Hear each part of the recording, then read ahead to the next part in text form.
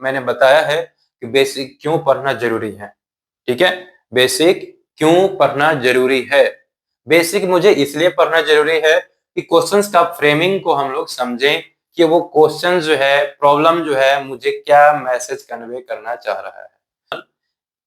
अब आज जो है हम लोग एक न्यू लेक्चर्स में क्या क्या पढ़ने वाले हैं, आपका जो है इसका प्लेलिस्ट बना दिया गया है। उसके पहले मैंने नोटेशन एंड सिंबल्स पे बात किया है, ठीक है, फर्स्ट लेक्चर्स में, और ये आपका सेकेंड लेक्चर है जिसमें हम लोग उससे आगे पढ़ेंगे। थोड़ा थोड़ा छोटा छोटा टॉपिक जो है ये बहुत ही ज्यादा इंपॉर्टेंट है। ठीक है, ये किस पॉइंट ऑफ व्यू से इंपॉर्टेंट है, जैसे कि आप क्लास 11th और 12th का मैथमेटिक्स को आप अच्छे से समझना चाह रहे हो। एक छोटे छोटे क्या होता है सिंबल, एक टर्म है ना, वो यूज होता है जो कि हम लोग मैथमेटिक्स में हम लोग एक अलग तरीके से उसे डिफाइन करते हैं और डिफिनीशन देते हैं, और एक उसका एक अलग मतलब निकलता है। ठीक है, जैसे कोई वर्ड को आप डिफाइन कर रहे हो तो डिफाइन करने के लिए हमें बहुत सारे सेंटेंस की जरूरत होती है, और उस सेंटेंस में बहुत सारे वर्ड का जरूरत पड़ता है। उसी तरीके से हम मैथमेटिकल टर्म्स को जो है कुछ कुछ डिफाइन करने वाले हैं, जो कि आपका 11th एंड 12th के साथ साथ अगर आप बीटेक में मैथमेटिक्स में देखोगे तो वहां भी यूज होगा, या फिर आप अंडर ग्रेजुएट आप मैथमेटिक्स ऑनर्स ले रहे हो, या फिर आप मास्टर्स में। ठीक है, तो आप कहीं भी जब भी मैथमेटिक्स पढ़ रहे हो तो ये सब छोटा छोटा चीजें जो है आपको बहुत ज्यादा इंपॉर्टेंट है। जनरली आप अगर आप आईआईटी जेईई के तैयारी कर रहे हो तो उस एग्जाम्स के पॉइंट ऑफ व्यू से ये बहुत ही ज्यादा इंपॉर्टेंट है, ये छोटा छोटा नोटेशंस, कब हमें क्या समझना है और कब हमें क्या उससे डिस्कार्ड करना है। ठीक है, तो चलिए आते हैं हम लोग टॉपिक्स पे। जैसे हमारा पहला टॉपिक है, इसमें meaning of some important symbol and mathematical terms. समझ रहे हो आप लोग, इसमें मैंने बताया है कि आपका जो है ये सेट क्या होता है, इसके बारे में हम लोग पहले समझते हैं। ठीक है, तो सेट क्या होता है बच्चों, जैसे कोई भी चीज को आप कलेक्ट करते हो ना, तो कलेक्ट जब हम लोग करते हैं तो उसमें वेल डिफाइंड वर्ड यूज होता है। ठीक है, तो ये वेल डिफाइंड क्या होता है, तो इसका मतलब साफ साफ समझो, जिसमें हम लोग किसी भी तरह का इंक्लूजन एक्सक्लूजन नहीं कर सकते हो। ठीक है, या आप कंफ्यूजन टाइप का आप नहीं, उसमें झंझट उत्पन्न हो सकता है। ठीक है, आप किसी भी नियम पे आधारित होना चाहिए जो कि उस नियम को पूरी दुनिया फुलफिल करे। ठीक है, सब कोई उस नियम को, उस रूल को फॉलो करता है। ठीक है, तो ये वेल डिफाइंड का मतलब, वेल का मतलब ये हो रहा है डिफाइंड। अब यहाँ पे वही चीजें है, set is a well defined, ठीक है, set is a well defined collection of objects या एलिमेंट्स आप बोल सकते हो। ठीक है, तो इसमें मेन फोर्स जो हो रहा है इस सेंटेंस में, अर्थात सेट को डिफाइन होने में, ये मेन इसका रोल है। ठीक है, well defined collection of objects और एलिमेंट। ठीक है, जैसे आप कहोगे अपने क्लास में कि मैं क्लास 6 में पढ़ रहा हूं, तो इसमें सबसे तेज स्टूडेंट जो है उसका सेट बनाया जाए, तो आप ये डिफाइन नहीं कर पाओगे या बता पाओगे कौन किससे तेज है। ठीक है, आप अपने अपने क्लास में देखोगे कि मान लो कि हम क्लास 11th में है या 12th में है, तो किसी का अगर 5 नंबर आ रहा है, किसी का 10 नंबर आ रहा है एग्जाम में, तो आप किसी न किसी रूल के अकॉर्डिंग आप अगर जज करते हो तब आप कह सकते हो, लेकिन ये जज करना बेवकूफी होगा कि किसी का 5 मार्क्स है तो हम उसे तेज विद्यार्थी कहेंगे या तेज स्टूडेंट है ना, या फिर वो कमजोर नहीं। आप इसका एक सर्टेन पैमाना या मेजरमेंट आपके पास नहीं है, तब तक आप उसे वेल डिफाइन में नहीं रखोगे। ठीक है, आप जैसे मान लो कि आपने नेचुरल नंबर्स के बारे में पढ़ा था, तो नेचुरल नंबर्स में क्या होता है, जैसे आप 1 2 3 4 5 काउंटिंग नंबर, तो आप जो है बोलेंगे 5 से छोटा, है ना, छोटा नेचुरल नंबर, लेस देन 5 ये बोल सकते हो। तो लेस देन 5 कहने का मतलब आपके साथ साथ आपके आसपास आपके स्कूल के स्टूडेंट सारे वही बोलेंगे जो आप बोलेंगे। अगर लेस देन 5 बोल रहे हो तो 1 2 3 4, तो ये हमारा क्या हो गया, एक रूल डिफाइन हुआ, है ना। इसी तरीके से जो है मैंने कुछ एग्जांपल दिए हैं। यहाँ पे एग्जांपल क्या कहा जा रहा है, set of prime number less than 13, तो ये 13 से हमारा लेस देन प्राइम नंबर हमारा कौन कौन होता है, हमारा क्या क्या होता है, प्राइम नंबर का क्या डिफिनेशन होता है वो आपको पता होना चाहिए। तो प्राइम नंबर में क्या होता है, only two factor one and itself. तो उस केसेस में आप बोलोगे क्या कि भाई जैसे 13 से लेस देन की बात हो रही है ना, 13 से लेस देन की बात हो रही है, तो इसमें आप समझना 13 से लेस, तो ये प्राइम नंबर की बात हो रही है, तो हमारा प्राइम नंबर कौन कौन हो जाएगा, तो 2 से स्टार्ट होती है, 2 3, फिर हमारा क्या हो जाएगा 5, 5 के बाद हमारा 7 हो जाएगा, 7 के बाद हमारा क्या हो जाएगा भाई साहब, ये आपका नहीं होगा, बस यही होगा। हाँ, और एक 11 आ जाएगा, ठीक है। तो ये हमारा जो है 13 से लेस देन मैंने बोला है, तो आप ये प्राइम नंबर बोलोगे, ठीक है। अगर वही मैं अगर बोल देता कि भाई आप जो है 11 से लेस देन प्राइम बताओ, तो आपका ये सारा का सारा होता है ना। तो ये चीजें जो है आपको समझ में आनी चाहिए, ठीक है। अब हमारा उसी तरीके से और भी मैंने एग्जांपल दिया है, जैसे हमारा इंग्लिश अल्फाबेट में जनरली हम लोग उसे दो पार्ट में डिवाइड किए थे। क्या क्या डिवाइड किया गया था, हमारा एक था कॉन्सोनेंट, एक दूसरा था वोवेल। तो यहाँ पे वोवेल की जब बात होती है, तो आप जो वोवेल बोलोगे वही आपके आसपास में बोला जाएगा, आपके स्कूल के बगल वाले स्कूल में सब जगह वही पढ़ाया जाता है। मतलब ये रूल जो है सभी के लिए फिक्स है, इसमें इंक्लूजन एक्सक्लूजन कंफ्यूजन टाइप का बात नहीं होता है। तो आप उसे वेल डिफाइन बोलोगे, ठीक है। तो यहाँ पे मैंने अल्फाबेट पे बात किया है, तो ये अल्फाबेट पे जो है, ठीक है, अल्फाबेट में आपका कौन सा है भाई साहब, तो वॉवेल है। तो वॉवेल में आपको तो पता ही है कि ए ई आई ओ यू होता है। तो इसका मैंने क्या कर लिया, एक सेट बना लिया। उसी तरीके से जो है इस सेट पे आधारित एक नया टर्म यूज होता है, जैसे आप सेट पढ़ोगे तो फिर हम लोग जो है एक नए वर्ड के बारे में जानते हैं। वो वर्ड है हमारा बिलोंग्स टू, ठीक है। मीनिंग ऑफ दिस सिंबल, ऐसे अगर सिंबल दिया हुआ है इस तरीके से, तो इसका मतलब क्या होता है, ठीक है। आप समझना बात को।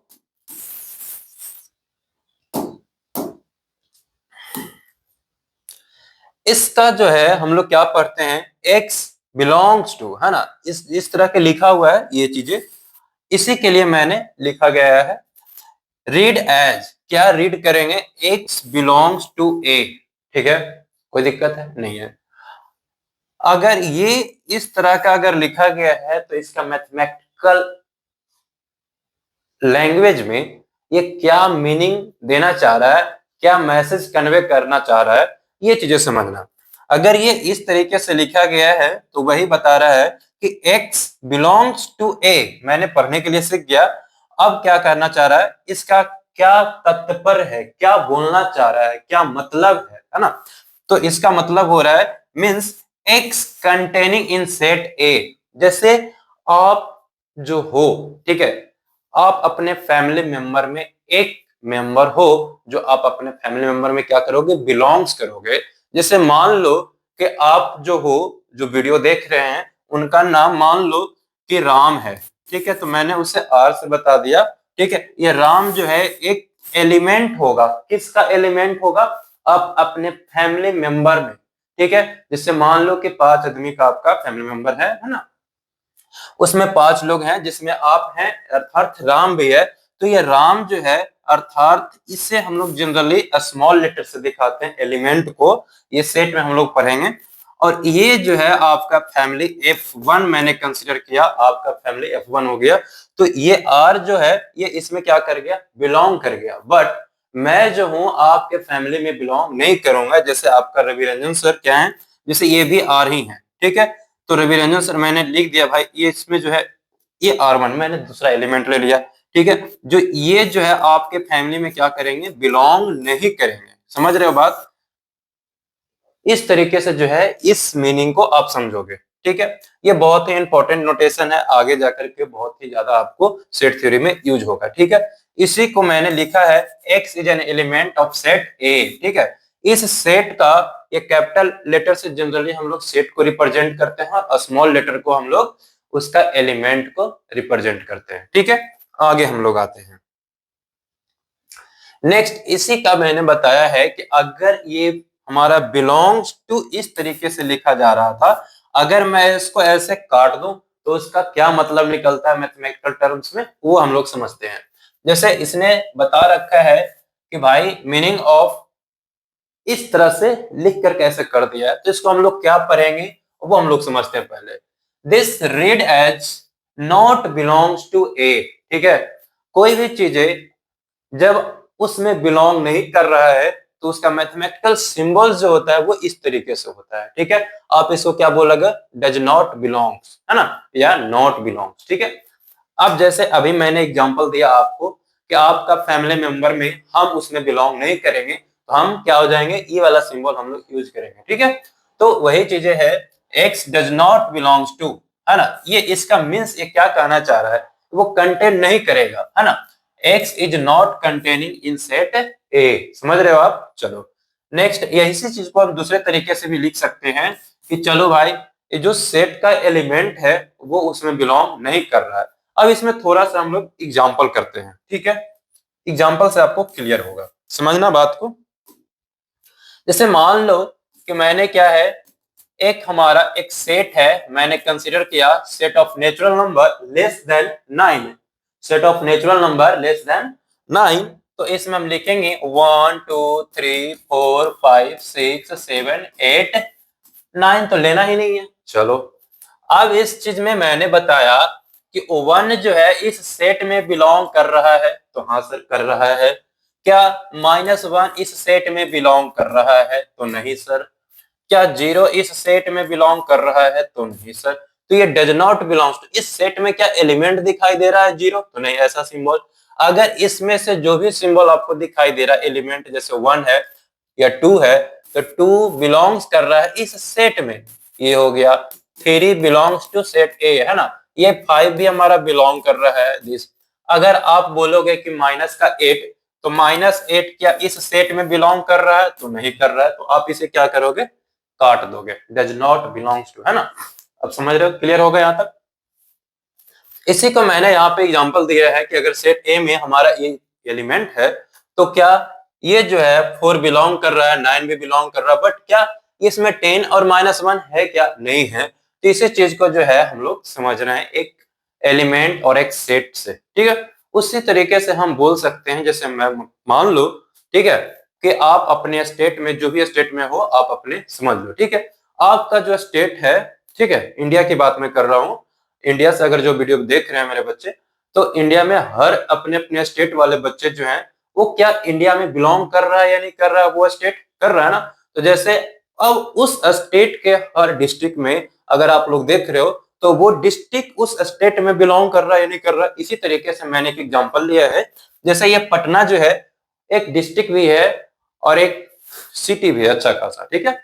अब इसमें क्या है, ये पटना जो है आपको बिहार में बिलोंग कर रहा है, बिहार स्टेट है, ठीक है। तो ये पटना जो है आपका बिहार में बिलोंग किया, बट क्या दिल्ली जो है बिहार में बिलोंग करता है, नहीं। तो यहाँ पे मैंने कैसा सिंबल यूज किया है, ये Delhi does not belongs to Bihar, but Patna जो है वो बिहार में बिलोंग कर रहा है। बट आप कह सकते हो दिल्ली जो है वो इंडिया में बिलोंग कर रहा है, ये इस तरीके से, ठीक है। नेक्स्ट, अब मीनिंग ऑफ इस तरीके से, जैसे मैंने सेट में कुछ समझा कि चलो सेट के अंदर जो है करली ब्रैकेट के अंदर जो लिखा जा रहा है वो स्मॉल लेटर में लिखा जा रहा है, वो एलिमेंट होगा या ऑब्जेक्ट होगा जो आपने रूल के डिफाइन, है ना, रूल जो आपने बनाया है, जो भी आपने डिफिनीशन उसका दिया है, उस रूल के अकॉर्डिंग जो आपने एलिमेंट उसके अंदर डाला है सेट में। अब उस सेट में शायद आपसे पूछ दे मैक्सिमम या मिनिमम वैल्यू, कि चलो इस सेट में जो है वो मैक्सिमम वैल्यू क्या होगा और मिनिमम वैल्यू क्या होगा। तो आप ज्यादा कुछ नहीं करोगे, जैसे समझो कि जैसे मान लो 1 2 0 -1 7 3, इस सेट में अगर आपसे पूछ दे कि मैक्सिमम वैल्यू क्या होगा, इसको मैंने एक कंसीडर कर लिया, तो इस सेट में मैक्सिमम वैल्यू पूछ रहा है, तो इस सेट में जो सबसे बड़ा वैल्यू आपको दिखाई दे वो आपका मैक्सिमम वैल्यू हो जाएगा। तो आपको 7 जो है यहाँ पे दिखाई दे रहा है। अगर इस सेट में मिनिमा की बात करें, तो आपको सबसे छोटा वैल्यू जो दिखाई देगा अर्थात -1 जो हो गया वो हो गया, ठीक है। उसी तरीके से अगर मान लो जैसे कि आपके सेट ए में या बी में जो है इस दो तरह का एलिमेंट जो है वो वेरी कर रहा है, ठीक है, आगे मैं बताऊंगा, ठीक है, वेरी कर रहा है, जो आपको कंडीशंस पे डिपेंड करता है, जैसे ए कॉमा बी हो गया, सी हो गया, या फिर एक्स वाई, मैंने दो एलिमेंट ले लिया सेट ए में और कहे कि इसमें मैक्सिमा की बात करो, तो मैक्सिमम में क्या हो जाएगा भाई साहब, एक दूसरे को बड़ा होना पड़ेगा, है ना। यहां से देखो, ये मैक्सिमम की बात होगा, यहाँ पे x is greater than y। अगर मैंने ऐसा कंडीशंस दिया कि अगर x बड़ा है y से, यहाँ पे मैक्सिमम क्या हो जाएगा, x हो जाएगा। इन केस अगर ऐसा हो कि मैक्सिमा जो हो जाए वो y, अगर इसमें y बड़ा होगा तो इस केसेज में क्या हो जाएगा, y is greater than x, है ना। इस कंडीशंस को ये फुलफिल करेगा, तभी आप मैक्सिमम और मिनिमम की बात करोगे। यही चीजें मैंने यहाँ पे समझाया है कि अगर ये इस तरह से दिया हुआ है चीजें और आपसे मैक्सिमा और मिनिमा की बात करें सेट में, तो आप क्या करोगे, सेट का एलिमेंट को आप ऑब्जर्व करोगे, ठीक है, और उस एलिमेंट में आप कंपेयर करोगे एक दूसरे से, और कंपेयर करने के बाद अर्थात जो रिप्रेजेंट किया जा रहा है मैक्सिमम या ग्रेटेस्ट नंबर जो होता है वो दिस, है ना, इसमें से आपको सबसे बड़ा वैल्यू को आपको पता करना है और देख के बता देना है कि मैक्सिमम कौन होगा। जैसे मैंने एग्जांपल में मैंने ये लिया सेट, और इसमें आप ऑब्जर्व करोगे तो सबसे बड़ा नंबर जो है, ग्रेटेस्ट नंबर जो है वो आपका 7 है, और सबसे छोटा जो है बच्चों वो क्या है आपका, इसमें -9 है, ठीक है। उसी तरीके से मैंने इसमें जो है एक आर्बिट्री एक मैंने रूल डिफाइन किया है ना, वेरिएबल टाइप का। तो इसमें मान लो कि दो एलिमेंट है x, y, तो अगर ये मैक्सिमम होता है तो ये x अगर मैंने कंसीडर किया तो कंडीशन हमारा क्या फुलफिल होगा कि x ग्रेटर देन y, ठीक है। इसमें भी अगर y को अगर बड़ा होना पड़ेगा इसमें से, तो क्या कंडीशन बनेगा, y जो होगा वो x से बड़ा होगा, सिंपल है, ठीक है। चलो, ये अगर इस टाइप से कुछ चीजें लिखा हुआ रहता है आपका, ठीक है, जैसे क्वेश्चन फ्रेमिंग जब होता है ना, तो ये इस टाइप का चीजें जो होता है उसमें यूज होता है। ये मैंने बेसिक्स जो पढ़ा रहा है मैं, या और भी टीचर्स पढ़ाते हैं, तो ये क्यों पढ़ाया जाता पता है आपको, नहीं?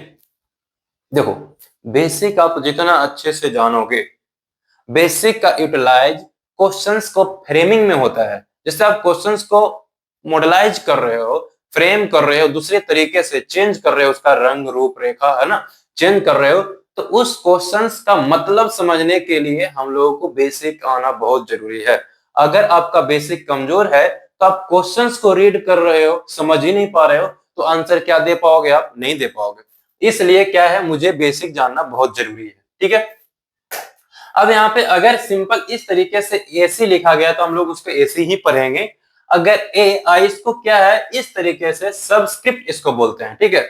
इसको लोअर सफिक्स बोलते सकते हो, ठीक है, और इसको अपर सफिक्स बोलते हैं। तो ये चीजें क्या है, सबस्क्रिप्ट सी, और इसको अगर ऊपर में सी लिखा हुआ है तो इसको क्या पढ़ेंगे, सुपरस्क्रिप्ट सी, ठीक है।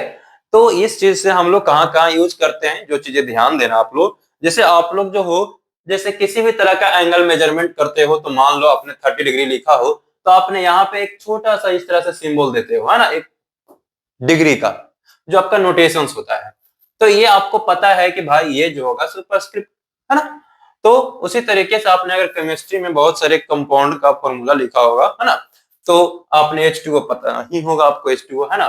तो ये जो है आपका, मैंने सिर्फ एग्जांपल इससे कनेक्ट कर रहा हूं मैं, ठीक है। अब यहां से क्या हो गया, ये आपका सबस्क्रिप्ट हो जाएगा, ये भी आपका सबस्क्रिप्ट हो जाएगा।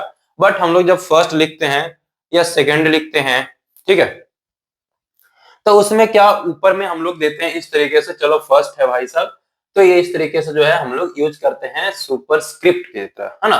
तो ये जो है आपका यूज लाइक है टॉपिक। नेक्स्ट हमारा है मीनिंग ऑफ मिनिमम, जो मैंने अभी आपको एक्सप्लेन कर दिया है।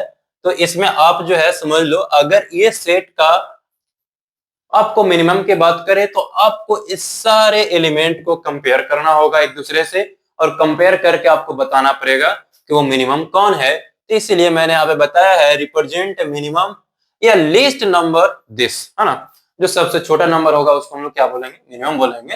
अर्थात ये जो हो गया आपका, इस सेट में अगर आप ऑब्जर्व करोगे तो -7 से छोटा नंबर कोई नहीं है, तो आप -7 आप मिनिमम बोल सकते हो, ठीक है। अगर आपका x, y इस तरीके से दिया हुआ है, अगर x हमारा मिनिमम होगा तो आपको y से उसे छोटा होना पड़ेगा, ठीक है। अगर वो मिनिमम वैल्यू जो होता है वो y होता है, तो x से उससे छोटा होना पड़ेगा। इसलिए तो मैंने लिखा है y is less than x, then हमारा दिस कंडीशंस को वो फुलफिल करता है। चलो, ये चीजें तो आपको क्लियर हो गया। अब हम लोग छोटा सा एक और टर्म को डिफाइन करते हैं, प्लस और माइनस के बारे में, ठीक है।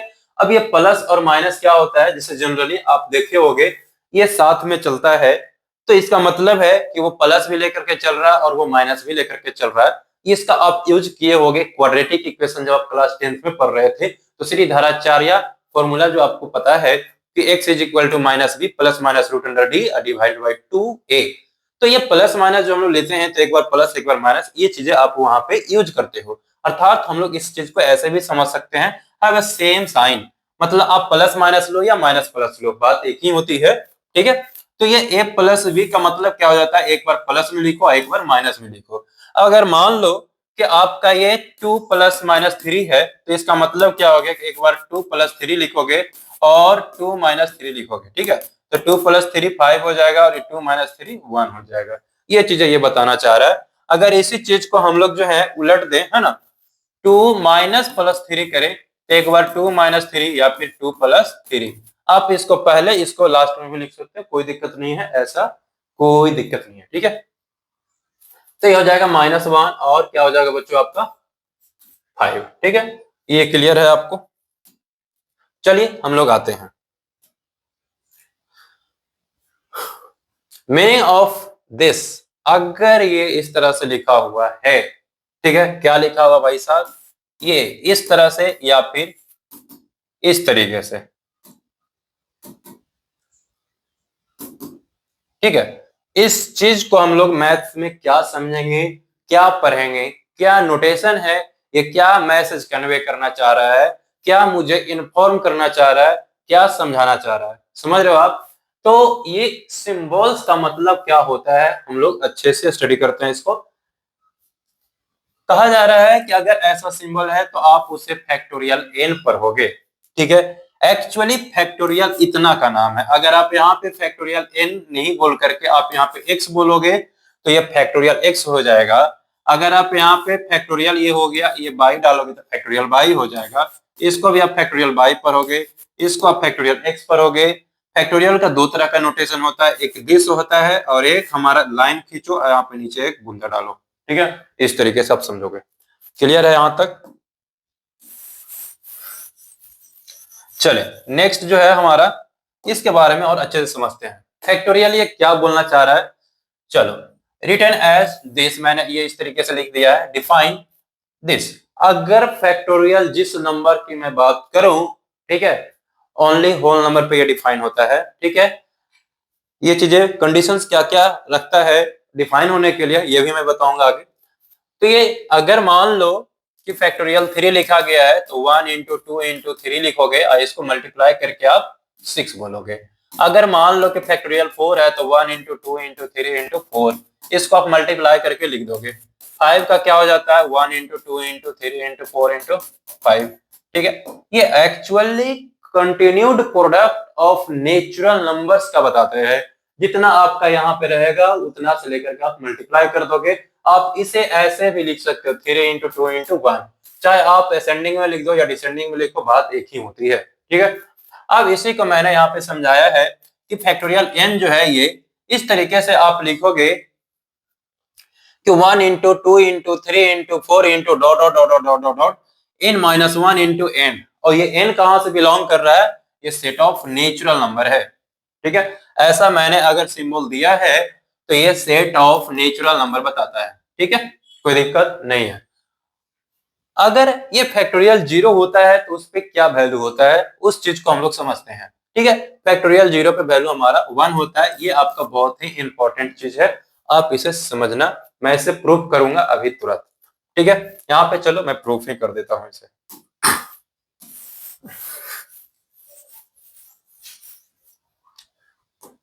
चलो देखते हैं। मैंने अभी बताया कि n को हम लोग लिख सकते हैं n इंटू n माइनस 1, ये चीजें आगे मिल जाएगा आपको। ठीक है, ये कहोगे कैसे सर, ऐसे आप लिख रहे हो, इसका मतलब हो गया, जैसे देखो 3 को मैंने लिखा 3 इंटू 2 का फैक्टोरियल ऐसे लिख सकते हो, या फिर फैक्टोरियल 3 को आप 3 इंटू 2, इस 2 फैक्टोरियल को आप ब्रेक करोगे तो फिर से 2 इंटू 1 लिखना पड़ेगा। तो इसी को मैंने इस तरीके से लिखा। और आप n को आप क्या पुट करोगे 1, तो यहां से हो जाएगा फैक्टोरियल 1, ये इसमें पुट करना है, तो ये फैक्टोरियल 1 हो गया। और ये 1 इंटू 1 माइनस 1, ये क्या हो जाएगा आपका फैक्टोरियल दिस। तो ये हो गया आपका 1 फैक्टोरियल, अर्थात 1 फैक्टोरियल का वैल्यू 1 होता है, और ये हो गया आपका 0 फैक्टोरियल, मतलब 0 फैक्टोरियल का वैल्यू आपका 1 होता है। समझ रहे हो आप? ये चीजें इस तरीके से प्रूफ हो जाती है। इसी को हम लोग आगे समझते हैं। This represents a product of first n natural numbers of n। ठीक है, हमारा जो भी फैक्टोरियल दिया हुआ रहता है जिस नंबर्स के लिए, वो हमारा क्या होता है, वो वहां तक का नेचुरल नंबर का प्रोडक्ट हो जाता है। बस सिंपल है। अब यहाँ पे क्या है, इट इट इज क्या बोल रहा है, इट्स। ठीक है, ये हमारा क्या बोला जा रहा है, 1 फॉर n बराबर 0, है ना। इट इज 1 फॉर n बराबर 0, यही इसी चीज को मैंने यहाँ पे अभी प्रूफ किया। ठीक है, और कुछ नहीं है। नेक्स्ट हमारा जो है factorial n is defined only for whole number. ये सिर्फ और सिर्फ होल नंबर के लिए ही डिफाइन होगा।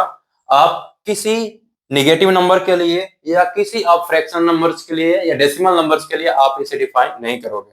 ठीक है, अब चीजें समझना यहाँ पे। जैसे ये -3 का फैक्टोरियल क्या होगा सर, तो ये डिफाइन ही नहीं होगा। क्या नहीं होगा, डिफाइन ही नहीं होगा। अब क्या बोलोगे इसे, not defined, not not defined. अगर ये 4/3 है तो ये हमारा फैक्टोरियल्स में आ रहा है 4/3 को, तो ये फ्रैक्शन नंबर है, ये भी क्या हो जाएगा, नॉट डिफाइन होगा। ठीक है, इसी तरीके से जो है अगर माइनस में आप ले लो कोई भी नंबर, या फ्रैक्शन में ले लो या डेसिमल में ले लो, चीजें क्या है वो आपका डिफाइन होने वाला नहीं। समझ रहे हो आप? चलो, इसी तरीके से जो है मैंने ये एग्जांपल दिया था आपको। चलिए आते हैं नेक्स्ट। फैक्टोरियल -4 क्या हो रहा है बच्चों, नॉट डिफाइंड। क्यों नहीं डिफाइन हो रहा था, क्योंकि वो होल नंबर में बिलोंग नहीं कर रहा था। ठीक है, ये √3/2, हाँ √3 भी बोल सकते हो। स्क्वायर रूट जो नंबर होता है रेशनल या इरेशनल, उस बात पे ध्यान देते हो। इरेशनल नंबर भी वो आपका क्या नहीं होता, डिफाइन नहीं होता। आप नोट कर लोगे, इरेशनल नंबर जो होता है, अर्थात मैं यहाँ पे लिख दे रहा हूँ कि वो कॉम्प्लीमेंट का फैक्टोरियल जो होगा वो क्या हो जाएगा बच्चों, not defined, not defined, not not defined. But rational number में क्या वो होगा, तो सिर्फ होल नंबर जो होगा बच्चों वो सिर्फ डिफाइन होगा, बाकी सारे रेशनल नंबर डिफाइन नहीं होंगे। तो उस चीज को आप ध्यान दोगे। ठीक है, फैक्टराइजेशन ऑफ फैक्टोरियल्स में ये चीजें मैंने अभी आपको एक्सप्लेन किया कि फैक्टोरियल n को हम लोग इस तरीके से रिप्रेजेंट कर सकते हैं। फैक्टोरियल n को 1 into 2 into 3 into dot dot dot dot n-1 into, है ना, n-1 इंटू n, इस तरीके से आप लिख सकते हो। या फिर फैक्टोरियल n को आप n into n-1 into n-2 into dot dot dot आपका 3 इंटू 2 इंटू 1, आप इस तरीके से भी चीजें लिख सकते हो।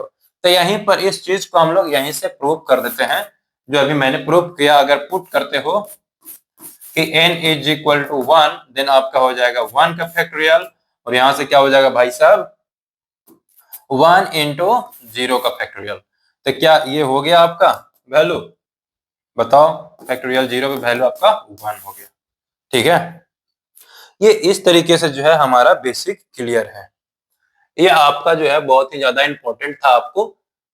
इसके बाद जो है हम लोग फिर न्यू टॉपिक, हमारा न्यू छोटा छोटा टॉपिक्स हम लोग पढ़ेंगे अभी। ठीक है, बेसिक मैंने बताया है कि बेसिक क्यों पढ़ना जरूरी है।